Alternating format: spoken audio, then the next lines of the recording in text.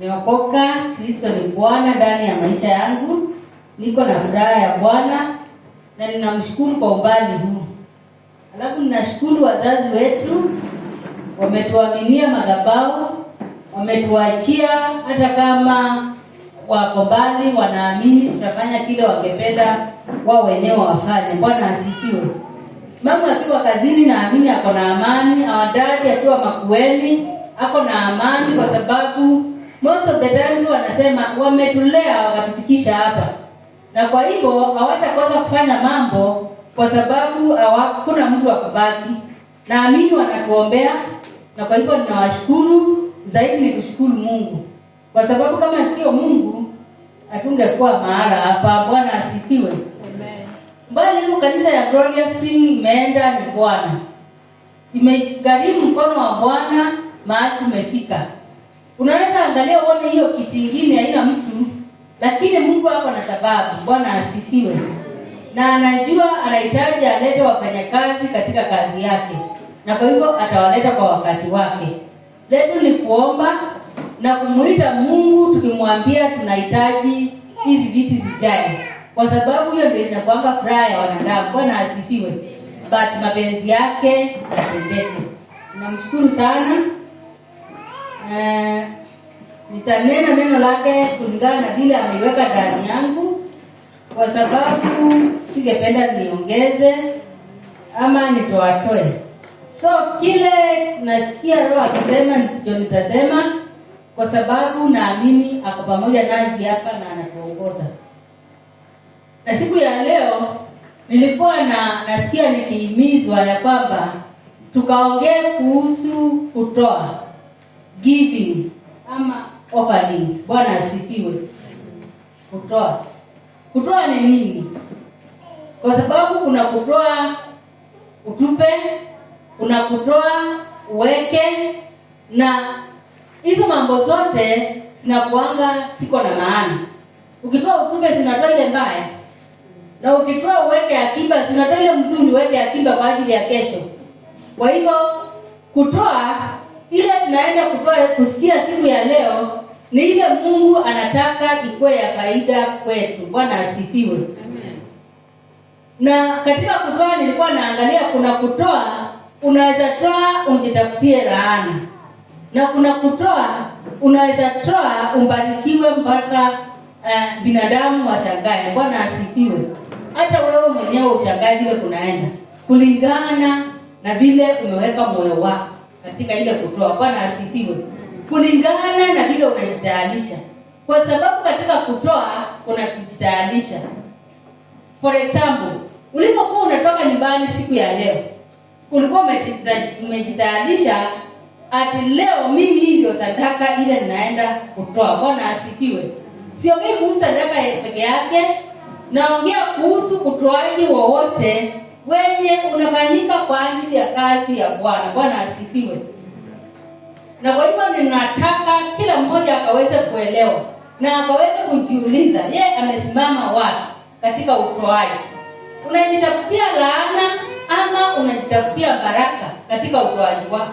Kwa nini? Kuna wakati mmoja Saulo aliagizwa na Bwana, akaambiwa aende akamalize Waamaleki wote. Bwana asifiwe. Amen. In fact, the instructions were very clear. Wote. Asibakishe chochote, kiwe ni kile kinono, kiwe ni kile kizuri, kiwe ni kile kiko na nguvu. Aliambiwa amalize yote.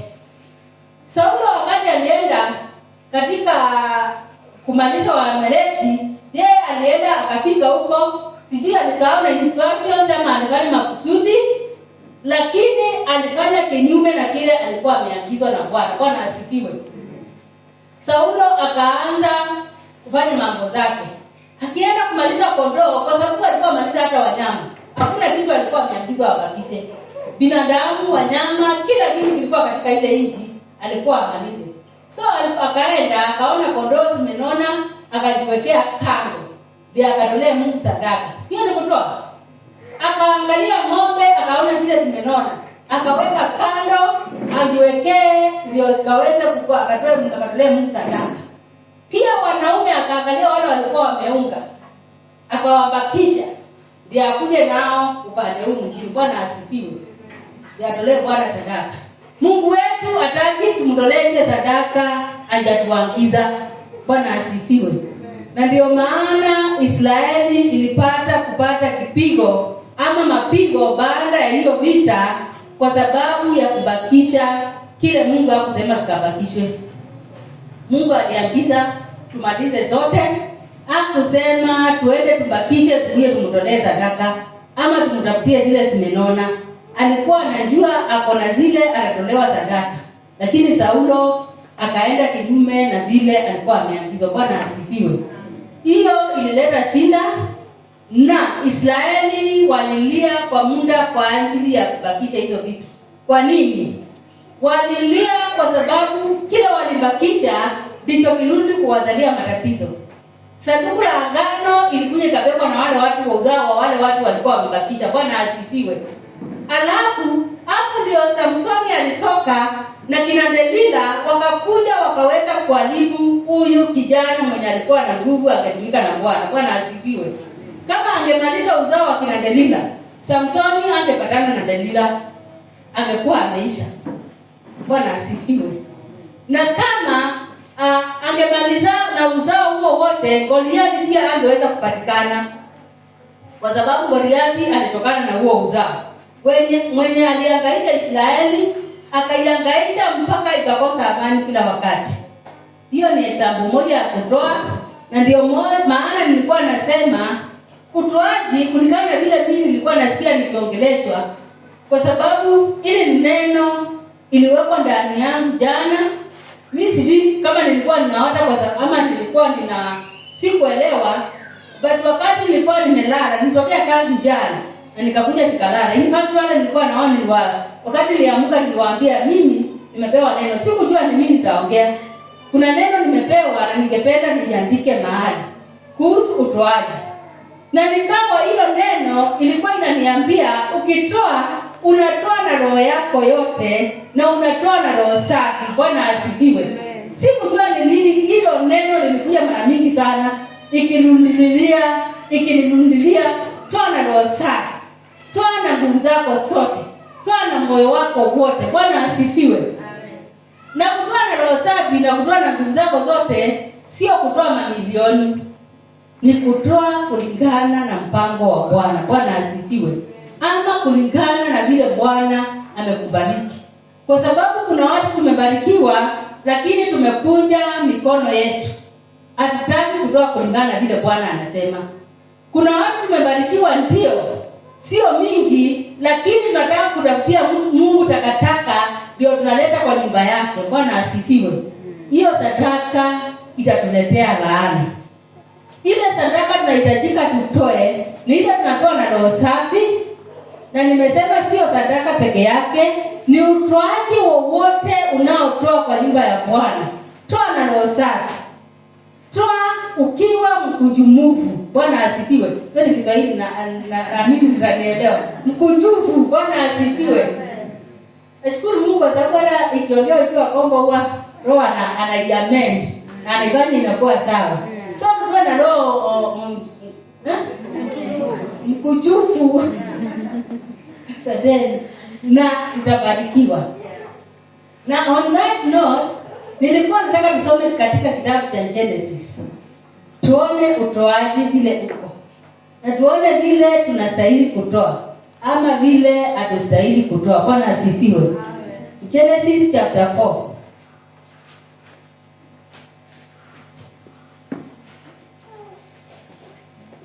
Ni kitabu cha Mwanzo 4 mstari wa kwanza. Tutamka tupike mahali alafu tutaachia hapo. Nitasoma. Adamu akamjua Hawa mkewe, naye akapata mimba. Akamzaa Kaini, akasema, nimepata mtoto mwanaume kwa Bwana. Akaongeza akazaa ndugu yake Abili. Abili alikuwa mchunga kondoo na Kaini alikuwa mkulima ardhi. Ikawa hatimaye Kaini akaleta mazao ya ardhi sadaka kwa Bwana. Abili naye akaleta mazao ya kwanza wa wanyama wake na sehemu zilizonona za wanyama. Bwana akamtakabali Abili na sadaka yake, bali Kaini hakumtakabali wala sadaka yake.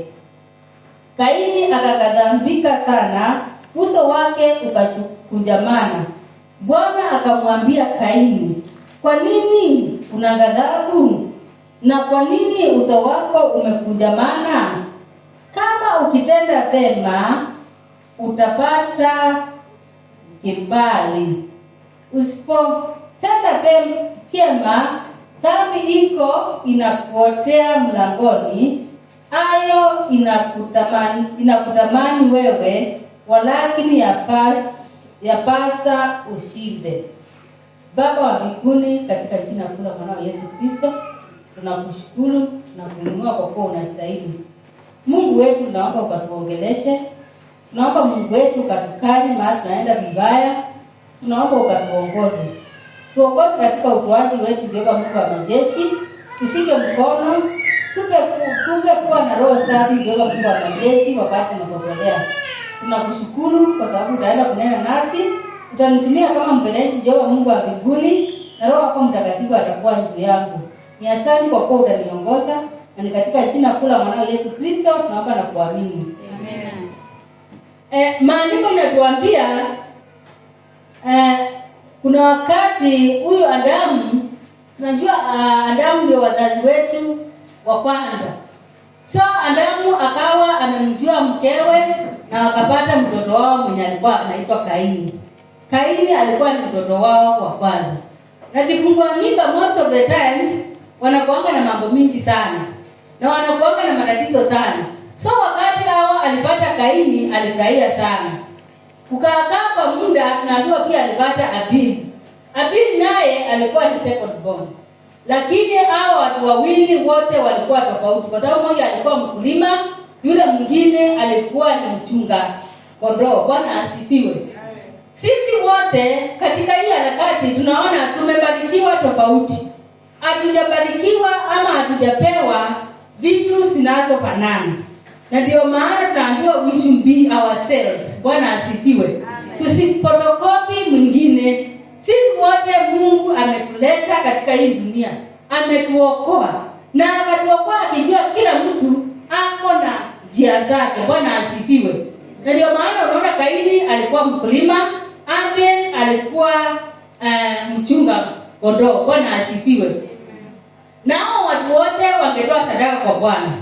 Kama vile sisi siku ya leo tuko. Kuna watu wameajiriwa, kuna watu wamejiajiri, na kuna watu hawana kazi. Bwana asifiwe. Na sisi sote inatupasa tumtolee Mungu sadaka. Sisi wote inatupasa tumtolee Mungu na tufanye kazi na vitu zetu zile tuko nazo. Bwana asifiwe. Kama wamama vile wanasema, wanapoenda kufunzwa na iwe nini? Kuna kiapo huwa wanasema hapo watamtumikia Bwana kwa vitu sawa. Bwana asifiwe. Na kwa hivyo sisi pia inatupasa tumtumikie Bwana kwa vitu zetu. Kuna wengine wanasema pia watalea watoto. Kuna vitu kama tano wamama huwa wananjiapa watafanya. So hicho kiapo wakipitana nacho pia inawakula. Bwana asifiwe.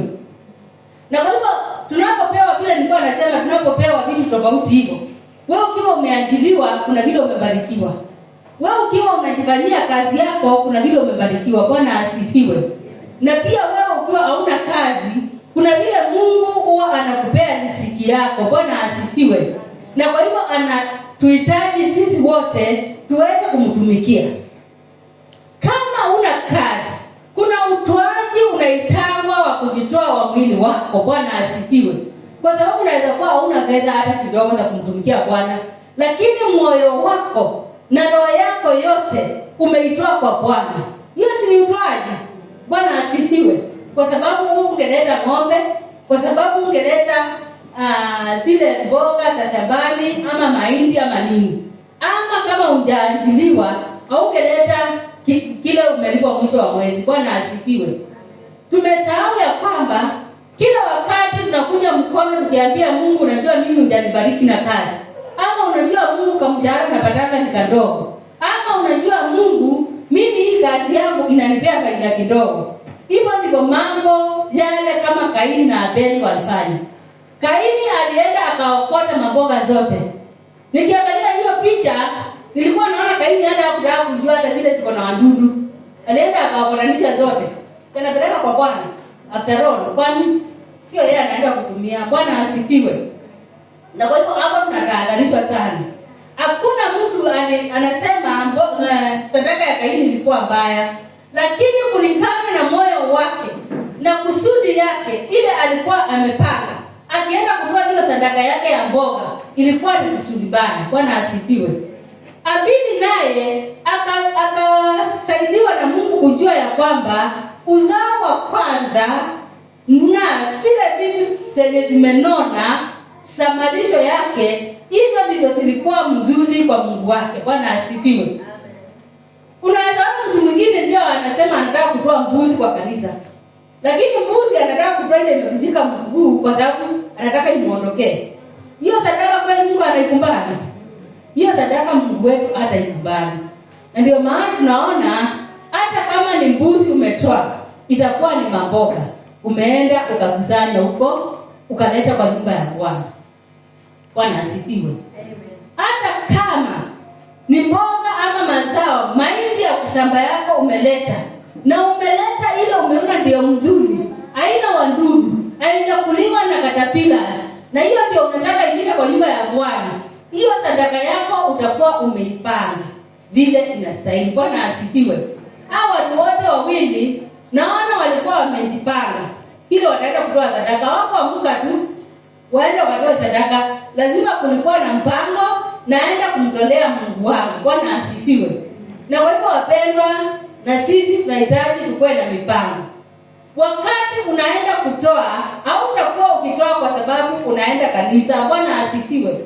Hautakuwa unaenda kutoa kwa sababu tumesemekana tuko na band drive. Bwana asifiwe. Utakuwa ukienda kutoa kwa sababu umepanga na moyo wako na uko na kusudi njema ya kutafuta baraka zako. Bwana asifiwe.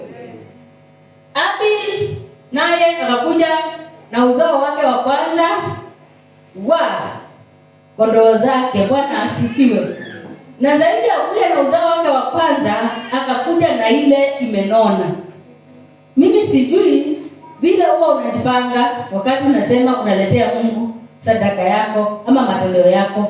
Sijui unamleteanga mabaki ama unakuanga umepanga na unajua kwa kweli katika hiki nimepata, hiki ndicho nitatenga cha Bwana. Bwana asifiwe. Mimi niko na ushuhuda na huwa natoa hiyo ushuhuda mara nyingi sana. Sitaki ndio wala kwa barabara wasikie.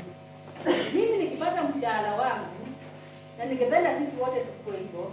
Sitaki mnimitete, lakini ningeomba sana sisi wote tukue hivyo. Na ndio maana mimi nasemanga nimebarikiwa kuliko wote. Nikipata mshahara, hata kama niko na deni ya nani, ama hata kama niko na gari, hiyo pesa yangu si zangu kama sijaweka kando. Mambo yale mengine yote yatafuata. But fungu la 10 lazima nitenge kwanza. Nisipee Mungu mabaki. Bwana asifiwe. Nisiseme hii ndio imebaki baada ya mimi kufanya 1 2 3, baada ya mimi kulipa madeni ya fulani na fulani, hata huyo fulani akija anisimamie, nitatoa hiyo fungu la Mungu, alafu baadaye kile kinabaki. Sasa mabaki ndio nitaenda sasa nipange, nitalipa Caleb shilingi 20, nitalipa Emily shilingi 5, nibaki na zingine zenu nitawalipa baadaye. Bwana asifiwe. Na niliambia watu hivyo kwa sababu huwa napenda sana ni train watu kuhusu kutoa, na especially the 10%. Na imenipigania fungu la 10 mimi, imenipigania, niko na ushuhuda, kwa sababu si ati labda mimi natoanga sana, lakini hicho natoanga cha fungu la 10 na jua kinanisimamia.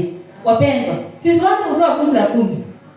Kuna watu hapa hata hawajawahi fikiria hivi walale hivi waseme leo nimepewa na bwana yangu shilingi 100 na nimeweka shilingi 10 nitapeleka fungu la 10. Bwana asifiwe. Wanashinda wakiwaambia wako kazi, unajua hizo unajua ndizo zinakukula. Na ndivyo maana unaona Kaini alifika mahali akalaaniwa.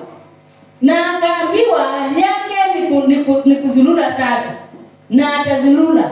Na hiyo nchi haitamkubali. Mchanga wa hiyo nchi hakuna kitu atalima kimpee mazao. Bwana asifiwe. Kwa sababu ya kutoa kwake akiwa na roho chafu. Bwana asifiwe. Alikuwa anajiuliza sana, mimi na ni mboga nimepewa, nitauza hizi zile zibaki ndio nitapeleka kwa kanisa. Bwana asifiwe. Tujifunze kupea Mungu wetu first priority kwa sababu anatupenda. Bwana asifiwe. Amen. Na katika hili kutoa nilikuwa naona ya kwamba kwa sababu kwa kile nilikuwa nasikia nikiongeleshwa sana, nilikuwa naambiwa nijaribu sana. Angalia ukitolea Mungu, jaribu sana. Angalia unjipange. Bwana asifiwe. So jambo la kwanza katika kutoa sadaka wapendwa ni kujipanga. Hata kama ile sadaka unatoa hapa kila Jumapili, kwa sababu hiyo ni lazima ukuje na sadaka. Toa kama umejipanga. Ukitoka kwako, usifike kwa kanisa ndio uanze kupanga niko na 50 mahali kweli ndio nimtolee Mungu. Hiyo sadaka hujapanga. Na kwa hivyo Mungu wetu hatakuwa wakukubali. Bwana asifiwe. So ni ujipange sawa sawa, ujue ni sadaka. Kama ni utoaji mwingine wowote, tusingoje mpaka siku ile utaambiwa kanisa inahitajika kufanya hivi. Kuja na sadaka yako, useme natolea Mungu wangu sadaka kwa ajili ya hii. Kuja hapa, ombewa na mchungaji na sadaka yako kwa sababu umepanga. Bwana asifiwe. Kwa hivyo jambo la kwanza katika utoaji ni kujipanga. Bwana asifiwe. Na unajipanga sawa sawa kama vile Los Mwando huwa anaimba. Jipange sawa sawa. Usijipanga kwa sababu kuja hapa tukuone. Bwana asifiwe. Kwa hivyo ukijipanga kwa kujionyesha, uko ukijua pia unajichukulia laana kama hii Kaini alijichukulia. Bwana asifiwe. Ukijipanga ndio mchungaji ajue wewe ndio unatoanga, hiyo tayari umejinyakulia laana. Bwana asifiwe. Na utakuwa mtu wa kukua kasi kama vile Kaini alikuwa kasi na akawa kutoka. Jambo la kwanza, Mungu wetu anataka a quality offering. Quality offering, not quantity. Namaanisha nini? Mungu wetu hataki vingi. Anataka kitu kilicho kizuri. Dunge, quality and quantity. Hizo ndizo mnashindana mkikimbia pale kazini. Na sina maana mbili tofauti. Quantity ni wingi. Quality ni kile kitu kiko kisafi. Ndio kinaweza kuwa kiko kidogo lakini kiko quality. Bwana asifiwe. Kinaweza kuwa pia kiko kingi na kiko quality. Bwana asifiwe. Mungu wetu anataka quality offering. Kama ile Abili alipeana, akatafuta zile zimenona na akatafuta za uzao wa kwanza. Hakutaka aletake zile za nyuma. Bwana asifiwe. Na kwa hivyo tunahitaji tujifunze kupea Mungu wetu quality offerings ndio aweze na sisi kutubariki. Bwana asifiwe. Sijui ninapomaanisha quality offering nasema nini? Hata roho yako unahitaji upee Mungu wako ikiwa quality. Usiletee Mungu wako roho yako za asili imelaluka inakuwa makitabara. Inalaluka aje? Wewe unakujanga kwa Mungu za asili roho yako kila wakati iko chini. Kila wakati iko na kulia. Kila wakati iko na manunguniko. Hiyo ni roho imelaluka. Haiko quality. Bwana asifiwe. Hata kama umeleta roho yako. Mungu wetu anataka tulete roho ya kunyenyekea mbele zake. Bwana asifiwe. Roho yenye ni safi. Atisia tukiangalia ukiona mama Shiko, unashindwa sasa na hiki kinafanya nini? Kwa sababu binadamu wengi tuko hivyo. Sitaki kuona mwenzangu. Nataka nikae yaani ile maisha yangu ndio naona ni nzuri kuliko haya ya mwenzangu. Bwana asifiwe. Tunastahili roho zetu zikuwe safi kila wakati. Roho zetu zitakuwa safi aje? Roho zetu zitakuwa safi kama tutakuwa watu wa kutubu kila wakati. Bwana asifiwe. Na tutakuwa watu wa kumuita Mungu kila wakati na kumwambia atuongoze. Hata Mungu hawezi kukuongoza roho yako ikuwe chafu. Ni kweli Elizabeth. Mungu hawezi kukuongoza uchukie mwenzako. Mungu atakuongoza kila wakati upende jirani yako. Na kwa hivyo ukipenda jirani yako utakuwa na wakati wa kumwombea. Bwana asifiwe. Mungu pia atakuruhusu ukuwe na roho safi wakati ule kile amekuagiza ufanye ndicho unaweza kufanya. Usiende kuongana upate kazi, alafu unaanza kuletea Mungu hizo fedha ukimwambia tunamletea sadaka. Utakuwa umefanya kama vile kina Saulo walifanya. Kwa sababu ulienda ukabakisha zile nono umletee huyo mtolee sadaka. Hataki hizo. Omba Mungu akupee kazi bila kuongana. Bwana asifiwe. Usipite kwa mlango wa nyuma ndio upate kazi.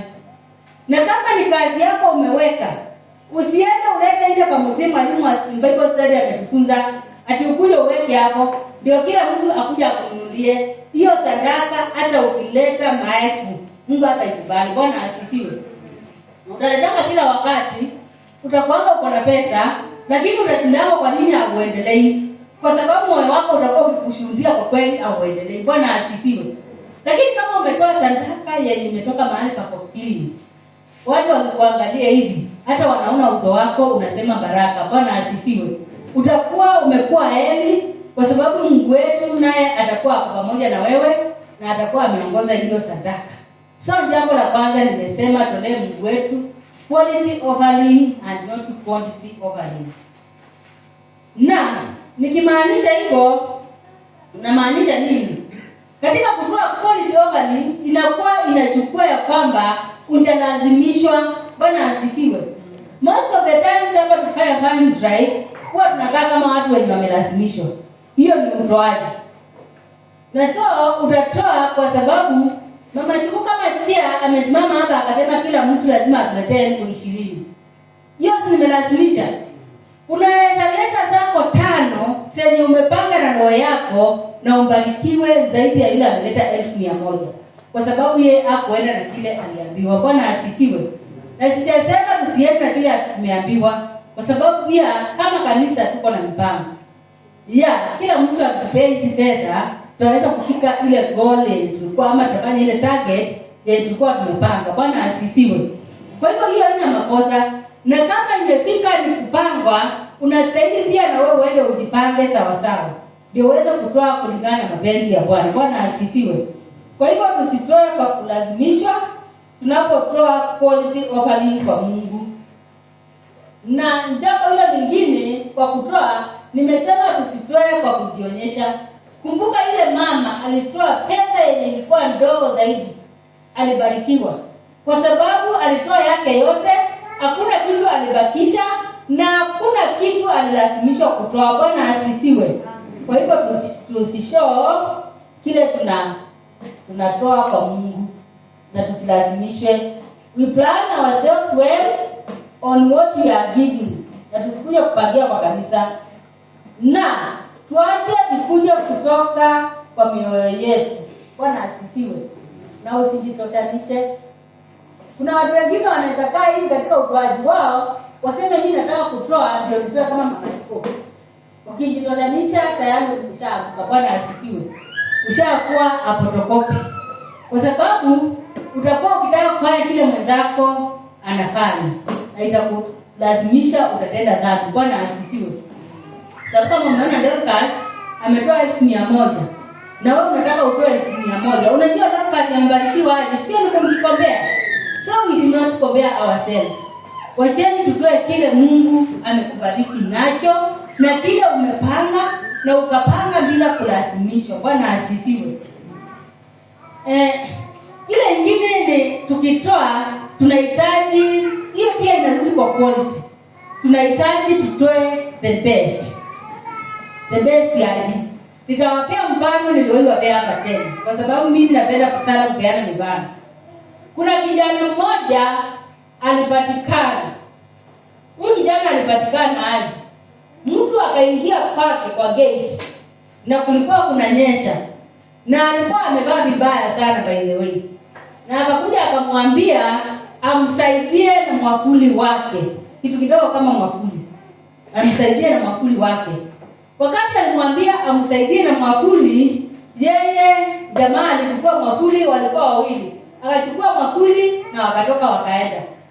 Na hiyo kile amefanya, yeye amejaribia kila kitu. Bwana asifiwe. Jamaa huyo pia akatoka akaingia kwa mwingine, akaomba mwavuli. Si nimekwambia walikuwa wawili, akaomba mwavuli. Yule mwingine wa pili naye alitoa ile mwavuli yake yenye ilikuwa mzuri. Bwana asifiwe. Kama ile yangu nataka wakibeti. Unajua kuna nikiniomba sitamtolea hiyo. Nitamtolea namba hili niharibika kwa sababu naona ataniharibia hii yangu ya kibeti. Bwana asifiwe. So huyu jamaa wakati alitoa, huyu jamaa akaenda. Na bahati nzuri ama bahati mbaya, huyu mtu mwenye kuomba mwavuli akawa kumbe alikuwa kijana ya mfalme. Na wakati alienda akafika kwao, akarudi akaambia baba yake anataka kwenda kuzawadi wale watu. Bwana asifiwe. Naona sasa mmeanza kutafakari ile zawadi itakuwa. Wakati alikuja mara ya pili, si aliingia kwa yule wa kwanza na akamwambia ile mwavuli imelaruka. Na naamini alikuwa na miavuli mingi kwa sababu alikuwa ni mtu amebarikiwa. So wakati alikuja, hiki kitendo ni kama kilitendeka kwa uwazi ya kwamba kila mtu alijua kila mwingine amezawadiwa. Bwana asifiwe. Na kwa hivyo huyu kijana anakuja akasema amekuja kushukuru kwa sababu ulimsaidia ama ulinisaidia.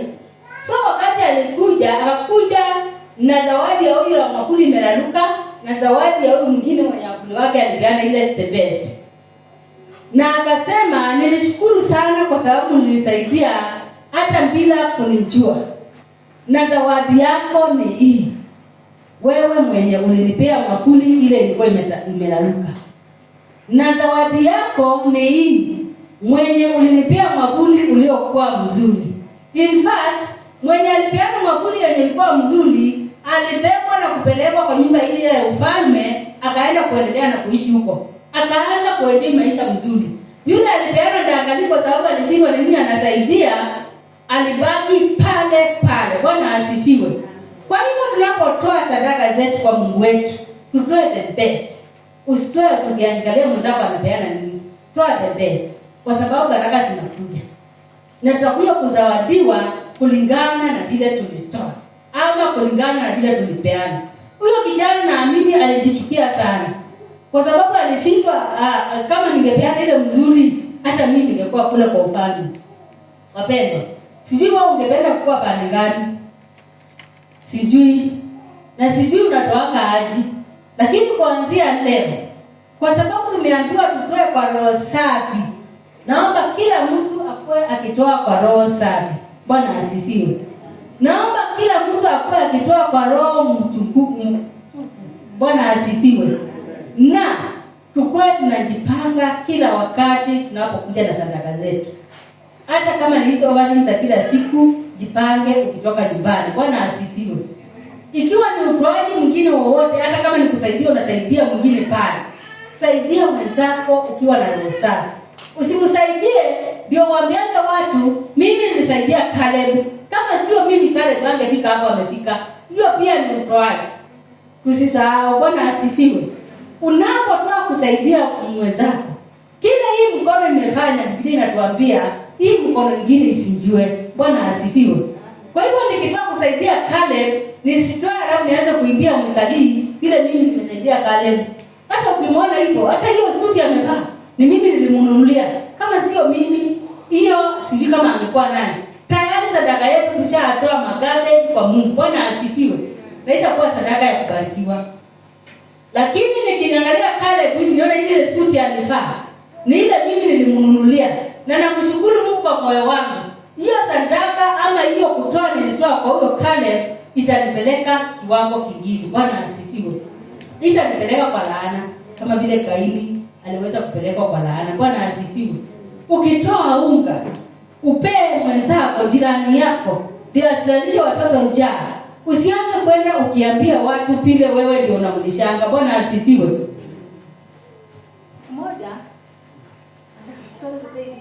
Siku moja nikakopa mama fulani pesa. Nilishe mtoto shule.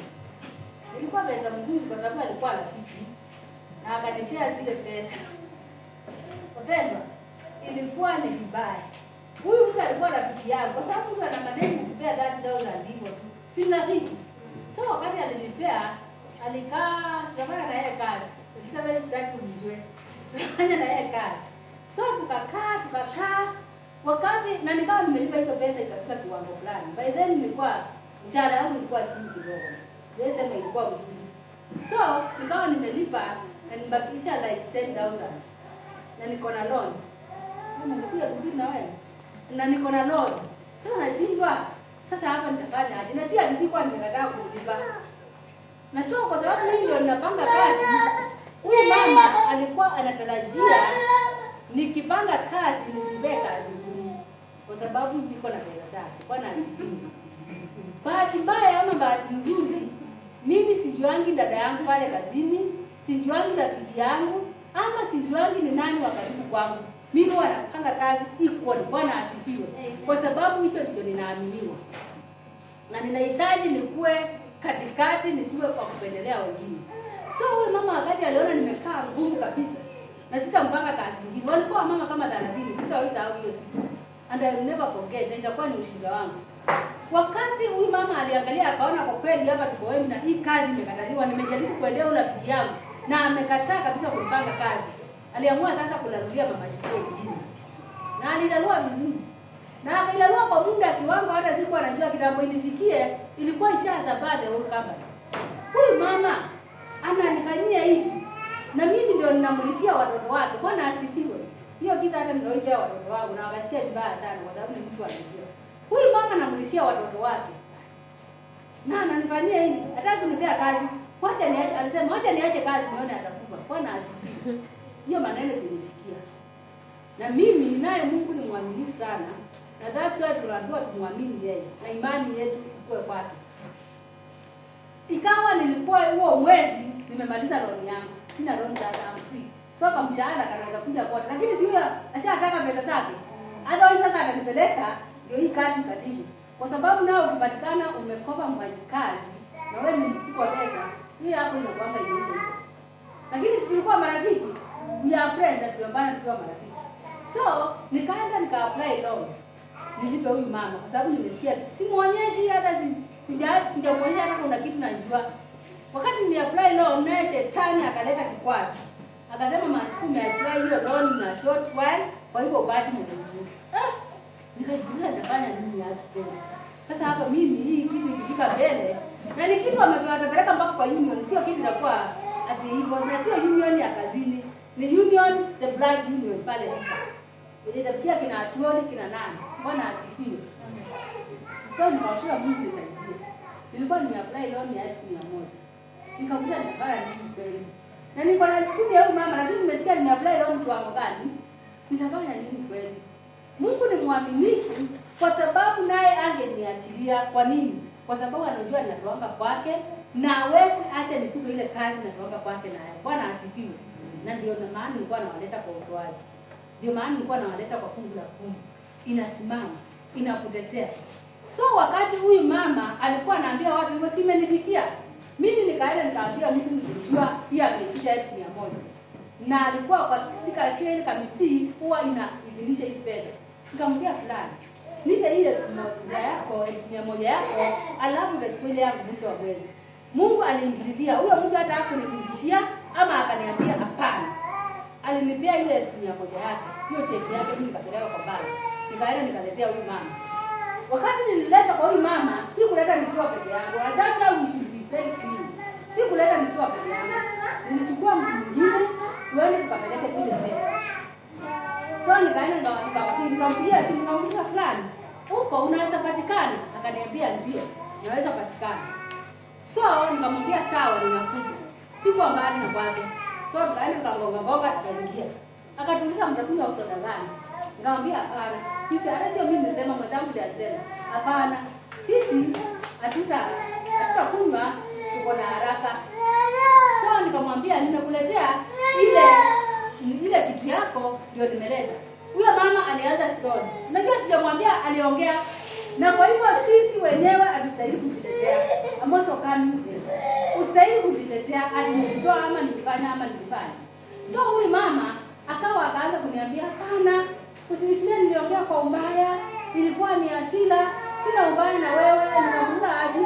Uliongea nini? Lakini story yote niko nayo. Uliongea nini? Anajua unajua hii maneno yote niliongea ni kwa sababu nilikuwa nimekasirika na kwa hivyo unisamee. Naambia mimi sina shida na wewe, nimeleta tu pesa zako na tafadhali siku nyingine usiwahi saidia mtu alafu uanze kumwalipia jina. Watu 1000 na kwa kampuni wanajua kitu nilikuwa na deni yako. Na wamejua wewe ndio umekuwa ukirudishia watoto. Umenunua mboga kwangu siku ngapi? So I had to kumuuliza ndio ajue nimejua. Kwangu umenunua mboga siku ngapi? Kwangu umenunua chakula siku ngapi? Nataka unielezee. Ni 30,000 ulinisaidia nikarudisha mtoto shule. Na nakushukuru sana kwa sababu kama sio wewe, huyo mtoto angekaa kwa nyumba yako. Na kwa hivyo siku nyingine ukikopesha mtu pesa, usiende ukimwalipia jina ama usipindue yale maneno. Bwana asifiwe. But nikiwaleta kwa hiyo story yote, nilikuwa nasema aje?